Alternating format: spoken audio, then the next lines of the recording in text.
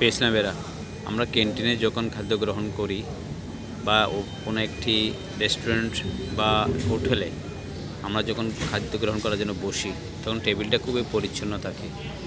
এরপর আমরা যখন খাদ্য গ্রহণের পরে এটি সাধারণত একটু ময়লা হয়। অতিরিক্ত ময়লা আমরা এই ময়লাগুলোর সমাধান আমাদের হাতে রয়েছে।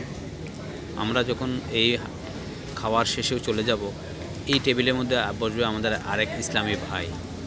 ওই ভাই যাতে কষ্ট না হয় সেজন্য আমরা কী করব, ময়লাগুলোকে একটু গুছিয়ে রাখবো, যাতে ক্লিনার আসতে অনেক সময় লাগবে, বয় আসতে অনেক সময় লাগবে, আরেক ইসলামী ভাই এসে যেন স্বাচ্ছন্দ্যে খেতে পারে।